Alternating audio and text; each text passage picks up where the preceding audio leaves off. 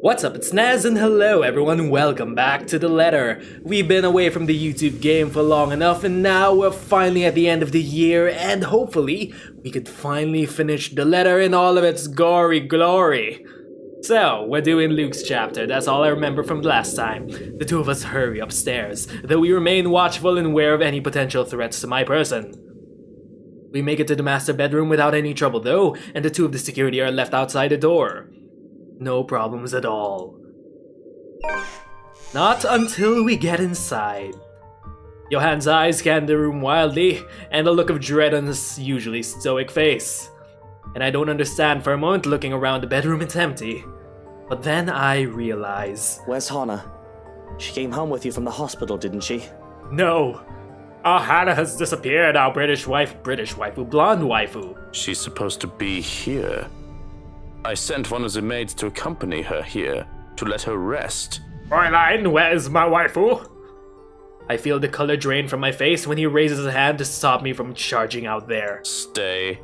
Wait, we're not gonna charge out there just yet. I'm not staying in here while Hana stays out there. One of the guards will find her and bring her here. And what if they don't? What if that woman gets to her first? What if she already has her? From what we know in Ash's chapter, she already has. That's not possible. You can't promise that. There's no second thought as I reach under the side of my bed and pull out one of my knives, because of course you have a knife under your bed. I have no doubt that the other man can take me on if we're both unarmed. But with this, I can even the field, or at least deter him from escalating the situation or risking hurting either of us. I'm going out there to look for Hana, and you're either with me or you aren't. Well, we care about our waifu. I'm sorry your hands will have to leave you behind. I'm not risking Hana, and I'm not leaving her alone. Still like a stubborn mule, he refuses to budge from the door. There's a withering look on him as I try to match. One that somehow I am losing fast to, even with him not saying a word. Yet. Can you see yourself in the mirror right now? You are in no proper state to go looking for anyone. We're just, frantic that our wife is missing and there's some sort of spooky ghosty haunting us, trying to kill us. If it will make you happy, I will do the looking. All you'll find is Ash and Isabel, though. But please, and don't make me repeat this. Stay. Where it's safe, where security can find you. We already have one person to be worried about. Please don't add another one to it. Ah, you care. Perhaps it is his tone. In spite of his general disdain for virtually everything that has to do with me, I'd like to think that over the years he has grown to care for Hana at least. What, not us? Much as I loathe to admit it, I'd trust him with her safety over any servant in this house. So, an acquiesce. You have 2 hours, Shirokin. I don't think it'll take that long to find one missing woman in this house. Oh, you couldn't find Marianne for days. 2 hours. Any more than that, and I'm going out there. Of course. Despite his words, he lingers. If I didn't know any better, I'd say he wants to make sure I get in that damn bed and sleep before he turns away from me. What am I, a child? Yes. Watching me and treating me like one? Yes. There's a reason why we never get along. Well, what are you waiting for? And the knife? We'll keep the knife by our side. The knife stays. Very well. Only then does he seem to get the hint. With a nod, he leaves, locks and closes the door behind him. What, it's a one-way lock? For a moment, I still hear his voice while he gives the guards outside firm instructions, then a hush as soon as he departs and his footsteps fade away. One that doesn't quite last. As quickly as the silence settles, lightning flashes across the sky, followed immediately by the loud boom of thunder. And that wanker strikes so dangerously close that I can feel the electricity in the air. The power goes out not a second later, and I feel as if I'm being mocked by whatever greater power there is. All is deathly still for a moment, but soon the rain starts once again. Far heavier than the light drizzle from this morning, its pitter-patter hitting hard against this place's roof. Despite the noise, I find myself drawn to my bed, exhausted, hoping for a little nap. I'm safe here. Hana will be safe too. Shirokin will find her, and when I wake, she'll be here. It does not take long. Once my head hits the pillow, in a matter of minutes, darkness claims me, bringing with it laughters and whispers of a twisted love from long time gone. Who are you? Stay away! I don't recognize that voice at all. Sweet dreams, my love. It'll be over soon. Hi, Takako. I miss ya. Number 1, Tuesday. It's past Halloween. It's All Saints' Day. Yet in spite of the unfamiliar voices and unwanted touches from the shadows lurking in the dark, rousing is a slow, arduous process. Difficult, every limb heavy with lead. No matter my aversion for the words they murmur in my ears or the sight of her horrid smile from afar, my body refuses to yield. God damn it, we're trapped in bed. I am at their mercy. Beyond fathomable reason, my consciousness refuses to pull out of the waking world, choosing to linger in the pits of a dream, gradually drawing me deeper into unknown depths. Somehow, even if it might mean I may never open my eyes, I allow them. You do not belong there, my prince. That's the type of ASMR I don't want to be hearing. Not that I mind getting a few extra hours, of course. The bed's more than comfortable as it is, after an exhausting day yesterday. Babysitting Kylie and the stress of finding an intruder in my own home. I think I deserve a little break every once in a while, especially after going through all of that in a single day. I can only be on the receiving end of so many unacceptable things within the span of a few hours, you know? As a gracious host in person as I am, my patience has its limits too. Although there's still that problem with Hana. I haven't forgotten about that, of course, but that's why I hired Trogan. He's competent enough, he won't even last a day in my service if he's any lesser than those half-wits who think they can deceive me with those sweet words. He's more than capable of working on his own without guidance. Let the butler take care of the little problem with Hana while I... Hana. You do not need her. Get out of my head! Get out of my ear! Oh no. We are here. We? Who's we? This is where your home is. Oh god damn it. Where you belong for the blood we share. Come back to us. How long has it been since?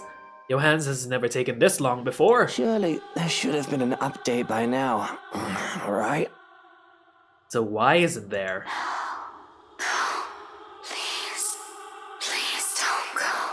What the fuck? Bloody hell, the cretins I've surrounded myself with. And isn't that enough reason to force myself out of bed? As it's always been the case.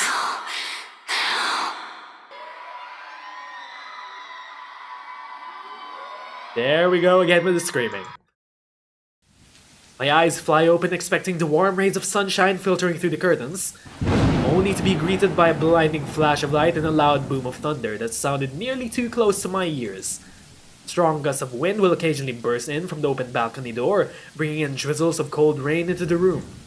I must have left it open earlier before dozing off. The carpet and the floor closest to it is already drenched. Hannah's going to be so cross when she sees us. Ah yes, worry about the floor. Not that it's an immediate problem. If anything, it's the power outage we should be minding first. With the intruder still at large, steering through this darkness might be far more fatal than the multiple stab wounds or a gunshot to the chest. Oh, great. The power's still out. That is exactly what I need right now. It's a storm, of course. I should have moved back to the penthouse to weather it in a much more comfortable setting. Already I can hear the creak and groans of this old place as rain beats against the windows. Johans! Has someone been sent to check the circuit breaker yet? No answer. That's probably because we knocked him out as Isabel. Johans? Silence. Shrokin! Someone!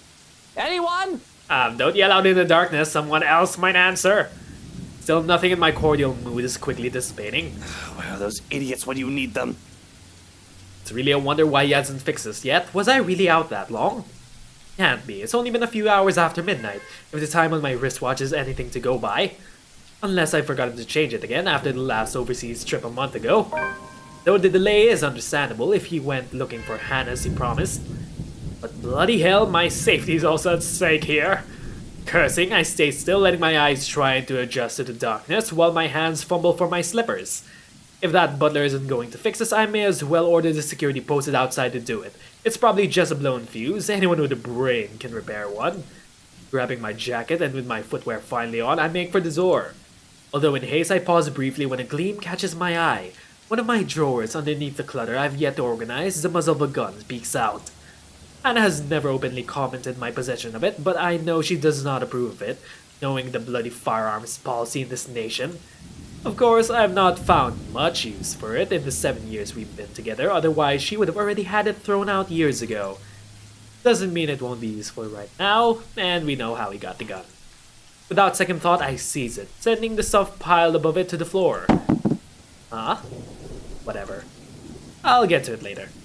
This blackout problem should be resolved first. Right next to my missing security detail, as it turns out. Where the fuck did everyone go? There were two, weren't there? Shokin had two blokes posted to stand guard for the night. I might be panicking for a bit earlier, but I'm sure I quite haven't gotten delusional yet. Oh, they're dead. They're surely dead. What, did both of them decide to take a break? Because they think the master's already sound asleep and won't be looking for them? Damn nitwits. I know assassinations happen very rarely these days, and even less in a peaceful city like Luxborn, but bollocks. There's been a woman going in and out of this place uninvited, who may or may not want to put a knife in my back. Isn't that enough to stay on alert? I'm fairly certain Shokin won't just enlist their help just for this power outage, only to leave me unprotected. We have a difficult friendship, so to speak, but I doubt that man is an opportunist. I'm holding the lives of his family in my hands after all. Wait, what the fuck? Really? God damn it, Luke. Really? He's holding the lives of his family hostage? You mean his husband? He knows what I'm capable of. He's not stupid enough to do anything that'll endanger them or save only himself. So where then? Only my footsteps echo along the dark passage and I'm left gripping the handle of my pistol for some sort of comfort. Without proper lighting and with the storm still raging outside, the stories I've heard about this place seem to have some truth of it. Some. If I'm reaching and wish to entertain myself for a bit, I'll say there might also be ghosts whispering in my ears calling. Now, wouldn't you say that'd be some hunk-a-da-doody? Of course, it's just the wind and trees rustling outside. Yes, winds and trees. Nothing good will come from allowing these thoughts to linger when problems are piling up in front of me one after another. Especially one that greets me once I get to the foyer. Ah yes, this might be the part where we see the gang. Though its dark, large windows illuminate the area much more easily than any of the other rooms. And from where I stand atop the stairs, I can easily make out their forms, recognize them. It's all gone crazy when these intruders come into my house. I'm no stranger to a cop playing dirty. The smart ones knew that neither life nor criminals are going to play fair. And if one of this wog's sort is in on this, I'm not surprised too. But Lily, the estate agent, she doesn't seem the sort. And Daisy too. What will Kylie think of her Miss Pink if the poor tyke finds out about this? Not to mention Mint. Hana trusted her. I trusted her to be professional at the very least, for fuck's sake. To top it all off, they have the nerve to look surprised when I announce my presence. Well, well, what have we here? If I were any less sober, I'd say this is the beginning of a joke. Bloody trespassers, what is wrong with these people? Did they really think I'll be fine with letting them walk into my home like this? What are they even doing here? If I didn't know any better, they might also be behind Hana's disappearance. That's right, my love. God damn it. They must also have a motive? Make them pay. Ah, yes. Listen to the whispers, Luke. And it better be a good one. For all the wrong made to us. Or a bullet to the head is the least all of them will deserve. Let's see. A photographer, a high school teacher, a real estate agent, an interior designer walk into a mansion. Thunder crackles once again, cutting me off, as if to end that punchline. This time its sound hits close enough that it nearly feels as the windows and the ground itself are rumbling. All is deathly still for a moment. I don't let it stop me, however, as I slowly make my way towards them, taking one careful step at a time, relishing the expression of fear in their eyes. I suppose there's something ominous in the setting, with the heavy rain outside and the lack of light here. I kinda like it, to be honest, adds something to the atmosphere. I suppose I must look like the villain now. But short of me getting close to them, a noise to my left distracts me, briefly halting my movements while curiosity takes over every murmurs in my head. And it's a good thing, perhaps, that I did, because as soon as I look up, I see him. Another trespasser, great. Just as he's about to jump down from the furniture that has somehow ended up piled and blocking the door to the parlor. What happened there? And did he think that it's alright to do that in another person's house? Loud. Teach him, my lord. I would rather not. Put him in his place. Well, he's gonna end up dead anyway, so... Okay, fine, sure. My hand's already moving before any rationale can stop me. Fingers firm at my gun when I finally release the safety from it and take aim. Not at him, but at his friends. They are his, aren't they? Why else would they be here together? Doesn't matter, he won't let the people he cares about be harmed. My finger on the trigger is more than itching to shoot, but I hold back. Sure, I could have simply taken aim at him. But more than seeing him bleed, I want to see the expression on his face once he realizes everything he's doing is futile. He's trapped. Lives are in my hand. His life's in my hand. Had I known there would be a party in my own home tonight, I would have opened a bloody bottle or two. People these days, in my own home. Can you believe it? I feel so left out. I can tell the exact moment the realization dawns on him. A short second of his body freezing and blood draining from his face as soon as his feet hits the floor and he looks up. He's already a prey trapped by his own recklessness. Pathetic. And really, Daisy, even you, what would Kylie say? Luke, this isn't what you're thinking. You have to listen to us. There's something going on here. Yeah, we've already been here before. Well, obviously, why else would people be trespassing in my home? But then again, I would so love to see Ash die again. What about little Lily over there, then? What's your excuse? Checking back if your clients are doing okay? Is that it? Is this what this is? We're doing good, by the way. Sir, please. Oh, please, what? Becca's right, sir. We need to get out of this place. You need to leave. Not a good enough excuse, darling. You people are the ones who need to get out of my sight. Don't worry, I might consider pressing lighter charges for the woman. Can't say the same for the rest of you. But really now, I swear the people of this city need to be taught the meaning of privacy. This is how you want to start the week. Privacy, I say. Get out of my house, it's clearly being haunted by a ghost. Why don't we just go with a bloody massacre if we want to surprise people in their homes, huh? It's just a passing remark, of course. I'm not stupid enough to do something that'll bring negative attention to myself. Reputation and all that, I can't risk it. The thought of having dead bodies here, ones that I'm not even responsible for, they're the ones who trespassed. It's already quite too much. It'll literally be overkill, especially for someone like me. Nevertheless, joke or not, Feathers wastes no time drawing his own gun at a slight wave of my own, even if he knows it's already too late. Still, he glares at me. Still, he fights back. Now, Feathers. Manners. You're in no position to be pointing that gun at people. There's no desperation in him like I'm hoping, just an annoyance flickering shortly before being hidden underneath a challenge. The likes of him are the worst kind of people I hate the most. Even with their failures already glaring down at them, mocking every worthless move they make, they have the impudence to stare people in the eye. Why don't you put yours down first, and then we'll talk about manners. Oh, he talks back. The gall! You know, your kind pisses me off so much.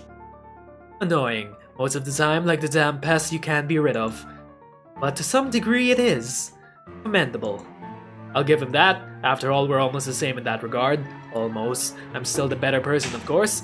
You know what, of the two, Luke and Ash, I would rather have Luke than Ash any day as a character. He's just so much better, and if you like Ash, you probably don't have good taste in men. He tells me to put the gun down, but I see no reason why I should. I'm a homeowner in my defense of my own home. I have the right to, I'd like to think. Questionable permit of firearms aside. It's not like I wanted this, but I'm already high-strung and their presence does not help. Bloody peasants. I can never seem to figure out how their minds fully work. And I should have also expected he won't let this end in this kind of standstill. Sorry about this. I really don't have time for you. A short lapse is all it is. One moment of letting my guard down. Before I can react, he fires 2 shots in quick succession. A sound crackling through the empty foyer, almost as loud as a storm raging outside, breaking the tense air in the room. Pain explodes in my wrist no 2 seconds later. Just a graze, however, it is enough to cause my fingers to tense and the pistol slide to the floor with a dull thud. Why, you insolent! Prepare to die, Ash. The next moment happens in a blur. In the following second, I am being tackled bodily to the ground, back hitting the cold floor hard, and an arm pinning me down from the neck. There's a fleeting minute of panic and struggle while I try to untangle myself from him before he manages to knock me out. And then... a scream. A wail piercing through the thick air. Shrill and sharp enough for the both of us to cover our ears and hunker down on our knees.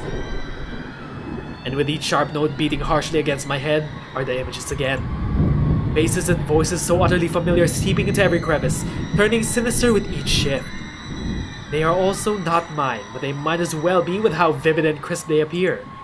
Over and over, they all flash behind my eyes until it all becomes unbearable. Pounding, throbbing, thudding against my skull worse than any headache a hangover can give. Bloody, I'll take a hangover over this any day. A haze begins to fill my vision as black spots dance around the corner of my eyes. Beside me, the detective suddenly moves, shouting a name I don't quite hear, and then... Ash! Fuck yeah. In the next second, he falls, down on one knee, desperately trying to keep himself up with what strength he has left. But eventually, his own body caves in. Taking the horrified walk down with him, muttering quietly to him as something discreetly red flows over from its body. Blood? This man isn't supposed to be dead yet. He isn't supposed to. I didn't shoot him. I'm sure of it. So what killed him? What in bloody blazes is going on here?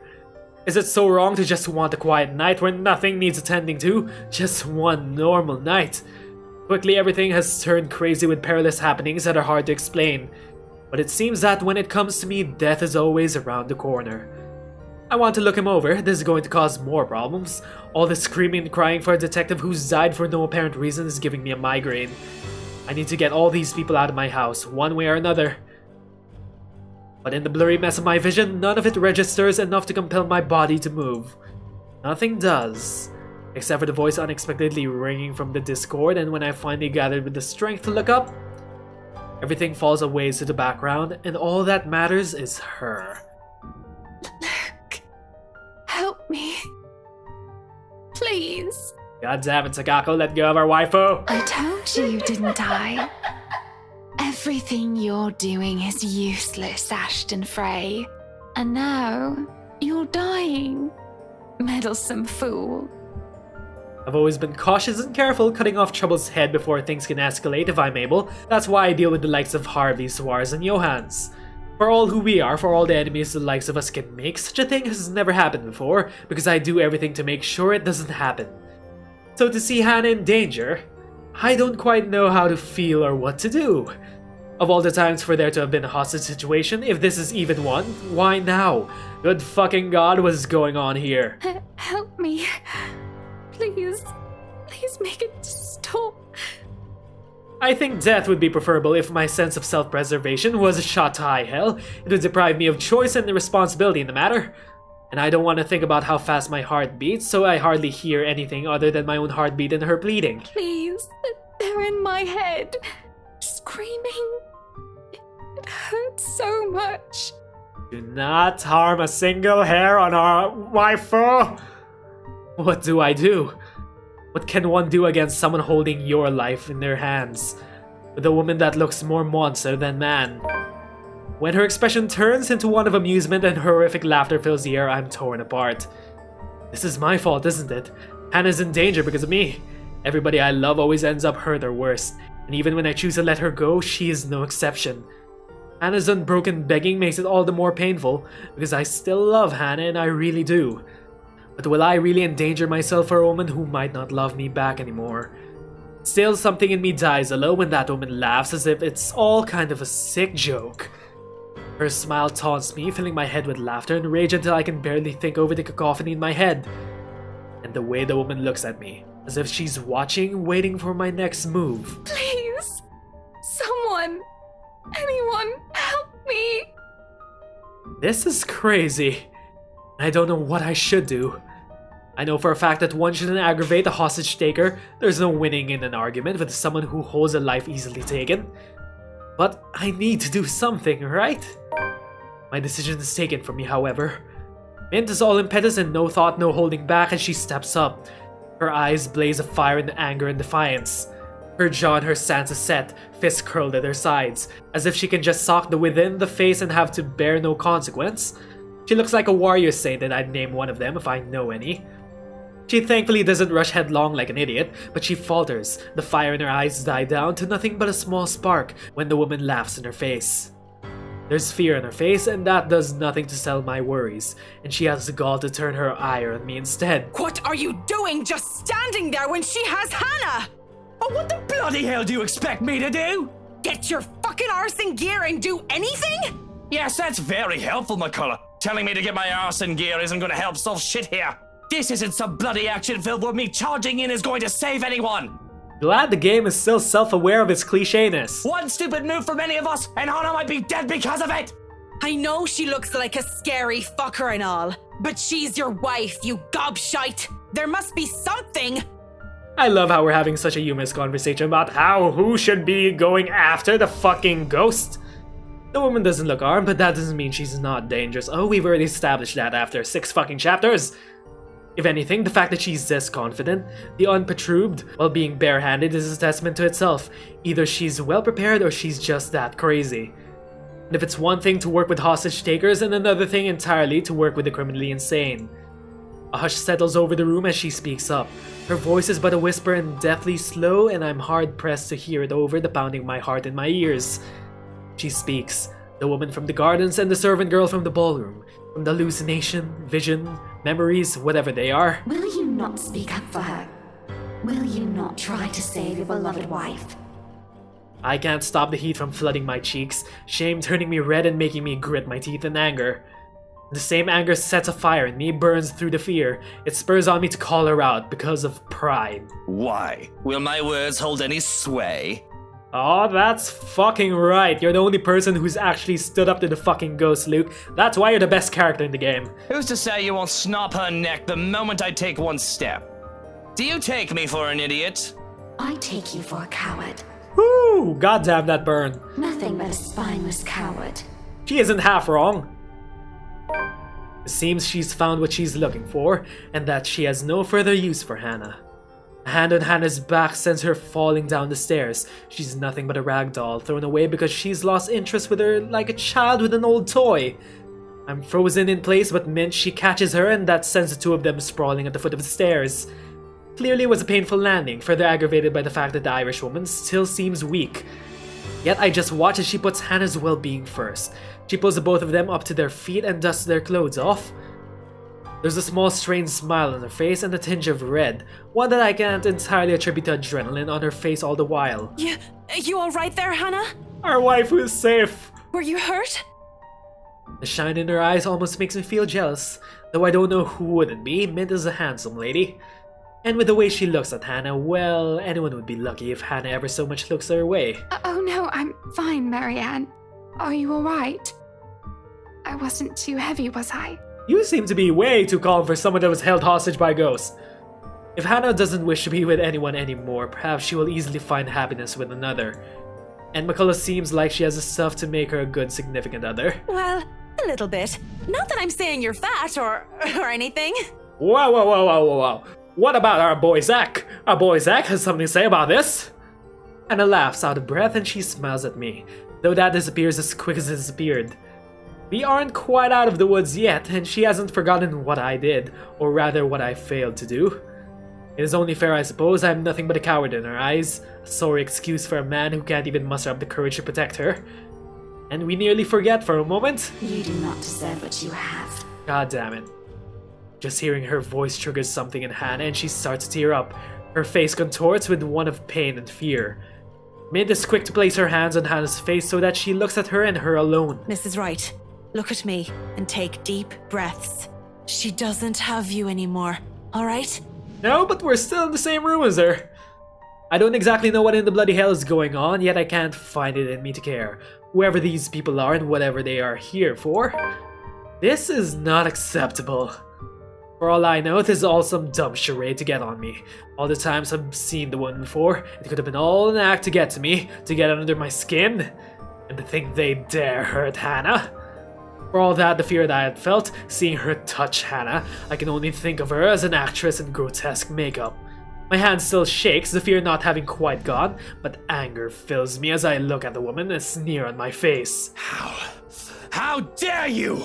I don't care who you are, but how dare you touch Hana! I want you out of my house, out before I call the police and have you put away for the rest of your miserable life! I'm surprised you haven't just picked up the gun and just shot at her. And that goes for all of you! Do. I hold my ground, firm and strong with my declaration. But the nerve of her, she just laughs in my face. A terrible, dreadful laugh that makes me feel as if there's ants crawling in my skin and maggots squirming into my ears. You are telling me to get out of your house. You threatened to lock me up. She laughs, and she laughs. What's so funny? What are you laughing at? None of this is funny! But she persists, and it almost feels like her voice is in my head. Oh, no different. No different. You're all the same. You can all suffer together. And that is when everything turns to complete and utter shite. God fucking damn, we're trapped. It's a slow thing, a whisper more than a bang as the darkness creeps into every corner of the room. The walls shudder and groan, blood runs from the ceiling, crawls down the walls and stains the floor. It feels as if life itself is being sucked from the house slowly but surely. The beauty of the place is gone, with only the dead, decaying remains of the mansion left in its wake. I don't have to wonder if it's just a void that's become this nightmarish place. I can already hear it. Gone are the growling thunder and the lashings of rain and wind outside the foyer's high windows. All of it has been replaced by a more grating sound. A cacophony of voices from nowhere and everywhere echoing throughout the now horrid walls. Voices that neither belong to us nor the people who live here. What's going on? All throughout the house, shouts of alarm and surprise ring out, a mirror of the horror creeping up in each of us. Who wouldn't be shocked? This is insane. Even Daisy, feisty woman that she is, trembles at the sight of it, clinging desperately to Lily while Steele stands protectively in front of the two. I suppose it only makes sense for the man to take on that role when their friend is gone. Something to hold on when there seems to be no end in sight for this insanity. If anything, this only feels like it's the beginning of the end. Help me! Oh my god! Please, somebody! Anybody! Who are you? Stay away! No. Stay away! Stay away! I'm sorry. Their screams fill the mansion. She laughs all the while, a harsh agonizing sound that goes on for what feels like forever. Until there's nothing but silence, her horrid smile and her pale hands reaching out to me. Calling, beckoning, pleading. I'm terrified, I really am, like I should be, but I have never been one to truly stay afraid. I've long learned that fear will not get me anywhere. Cowering in the corner doesn't keep me safe and it will not keep me alive, not like rage does. I've learned to use this burning hate inside of me to survive. There is no difference now. Stay away from me! Why do you wish to leave? This is where you belong, my lord. Remember the blood we share? This is your home. Don't you remember? You promised to return, to stay. Together with me, with us. With people no different from you. What is she talking about, Luke? What does she mean? I have no idea. Don't listen to her, she lies. I promised no such thing to anyone. Hana, you're the one who bought this house. How should I know what she's babbling about? I never even wanted to be here in the first place. A terrible case of mistaken identity, that must be it. I'm quite sure of it. I don't know this woman, this monster. Why would I say that to someone like her? In my entire lifetime, I've only made and kept sincere promises to merely two people, Hannah Evans and Eleanor Chandler. No one else. The rest of those who claim I've promised anything to them can go fuck themselves. Bloody hell, I may enjoy the company of women, but I'm not an idiot to start... Bloody hell, I may enjoy the company of women, but I'm not an idiot to start... Bloody hell, I may enjoy the company of women, but I'm not an idiot to start spouting much nonsense to anyone. A line must be drawn, especially if I'm to keep myself alive. Yet she still goes on, insists, making me appear a liar in front of these people. Of course you still deny it. Have you truly forgotten? When did we make this deal? I recall no such thing. You haven't changed, I see. Still a deceiver. She's lying! You see, my love, nothing has changed. Still no difference, you and I. Just like the rest of us. Just like every single soul in this putrid wreck. We've waited for so long. You can hear them, yes. pleas, their calls, their invitation. Come, my lord. The house seeks its master. The monster reaches out again. Her hands a gory, abhorrent sight, along with that a smile spread across her face. My body is already moving on instinct. Stumbling back one step at a time in a desperate bid to get away from her. Anything to put distance between me and this vile creature. No matter what she says, I am nothing like her. Well, it may be half true. I need to get out of this house. Out of this country, preferably. There's nothing for me here. Nothing anymore. Nothing to keep me tied to this place. With Hana planning to leave me, Shoken likely taken by this woman, nothing's left to bind me to this wretched city. I can leave. I can... Careful, Luke! My foot steps on something, sending me sliding on my back and flat on the floor. Beside me, a paper. A familiar one flutters down. It's this thing again, from the open house. Though it feels less like a gimmick and more like a threat, what with recent events. It must have fallen from the detective in the commotion earlier. And with its owner having met a gruesome death, now it simply bears its equally grisly message for everyone in the room to see. Help me. Help me. Help me. Is this it? What they've been telling us? Why everything in my life has gone shite because of some stupid old letter? An invitation indeed. One I'm not willing to accept. Not any time. From the top of the stairs, the creature moves again, drawing my attention back to her. Her gait remains slow and awkward as she walks forward, that smile never leaving her. But I don't. I won't give her the chance. I am not dying here. I am certainly not giving myself up to a hideous creature like herself either. Adrenaline kicks in, and despite panicked gasps and worried glances from Daisy's friends, I pay them no mind as I reach for the main door end. Without warning, it slams open, revealing not the mansion grounds I am expecting.